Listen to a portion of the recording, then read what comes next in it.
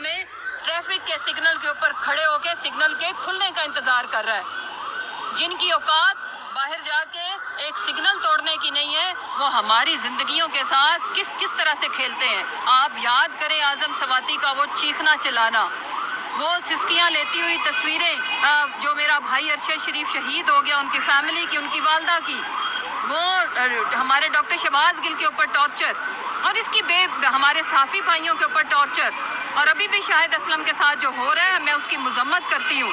लेकिन मैं पाकिस्तानी अवाम को आगाह करना चाहती हूँ कि जहाँ ये बहुत बड़ी नाकामी देखते हैं, जहाँ इनकी सियासत ख़त्म हो जाती है, जहाँ इनको बर्बादी अपने लिए नज़र आती है, वहाँ से ये खान साहब और उनकी फैमिली को टारगेट करते हैं। वहाँ से ये जो अपना डीप फेक का धंधा है उसको चालू करते हैं और टोटा फैक्ट्री को ऑन करते हैं। तो मैं इनको बताती चलूँ कि मेरे मुल्क की टेक्सटाइल बंद हो गई है, लेकिन जो चालू है वो तुम्हारी फैक्ट्रियाँ और तुम्हारी वीडियो ऑडियो सेंटर चालू है, चल रहा है। लेकिन मैं आपको बताती चलूँ, अवाम बेवकूफ़ नहीं है, वो सब समझती है।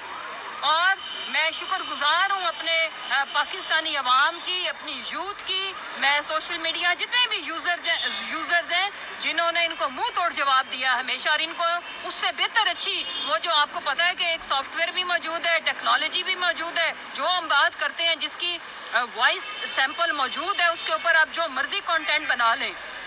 लिहाजा बहुत सारे हमारे साफी भाइयों ने, इमरान रियाज खान ने अपने वीलॉग में भी ये बात बताई। तो मैं कहना ये चाहती हूँ कि जहाँ हमारे ऊपर, मेरे वतन अजीज़ की इकॉनमी के ऊपर, मेरे गरीब मजदूर को आटा लेते हुए मौत नसीब होती है, वहाँ पे ऑडियो वीडियो सेंटर ऑन हो जाता है। तो आपकी बत्ती अवाम बुझाएगी जब आप वोट मांगने जाओगे ना, और जब उनको 10 रुपए में रोटी मिलती थी और आज 25 में भी पैसों के एवज नहीं मिल रही, जब उनको 60-65 में फी किलो आटा मिलता था और आज आटे का रेट डबल करके, तो ये कहते हैं कि हमने इस कौम के ऊपर, मेरे दोस्त मुल्क ने ये कहा। और आज एक वो जो चेरी ब्लॉसम का बेटा, वो जो उसने फ्रस्ट्रेट होकर ट्वीट किया है, तो मैं उसको बताती चलूँ, सलमान दुनिया का सबसे बड़ा जोकर तेरा बाप है, जो इस कौम के ऊपर मुसल्लत है, जिसके नाम के साथ वजीर आजम लगता है। ये हम 22 करोड़ 75 लाख अवाम के लिए शर्मिंदगी का बायस है, तुम्हारा बाप है, और उसका नाम है शहबाज शरीफ। तुम्हारा खानदान और तुम्हारी जो नस्ल है पिछली और अगली, तुम हमारे लिए बायस शर्मिंदगी हो, दुनिया के सबसे बड़े जोकर्स हो। नहीं यकीन, एक सर्वे करा लो।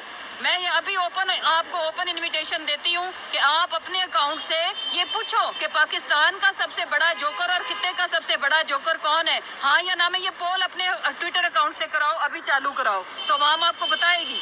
ये बेशर्मों का टोला और बेरहम बेतरसों का टोला, इन्होंने हमारे मुल्क को बदहाल करके रख दिया है। के टोले में ज्यादा बेहतर लफ्ज़ है इनके लिए, एक नाअहलों और नालायकों के टोले ने। ये कौन से साइंसदान थे जिन्होंने ये सोचा ही नहीं कि इस मुल्क के साथ क्या होगा। तुम्हारे नाम के साथ ऑन रिकॉर्ड है, जून के अंदर 1 जून को खान साहब ने जो समी इब्राहिम को इंटरव्यू दिया था, उसमें इसका जिक्र है कि हमारे शौकत तरीन साहब, हमारे उस वक्त के प्राइम मिनिस्टर इमरान खान साहब ने इनको आगाह किया था।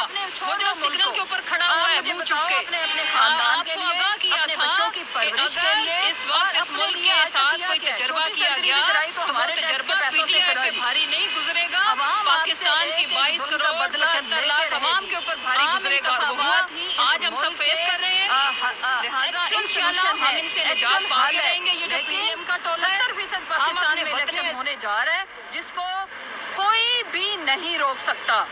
एक्स्ट्रा कॉन्स्टिट्यूशनल कोई भी एक्ट अब करने की किसी में भी हिम्मत नहीं रही, बिकॉज जहाँ हम श्रीलंका की एग्जाम्पल देते हैं, वहाँ पे छोटा सा मुल्क, छोटी सी आबादी, हमारे कराची शहर के बराबर की पॉपुलेशन, और आपको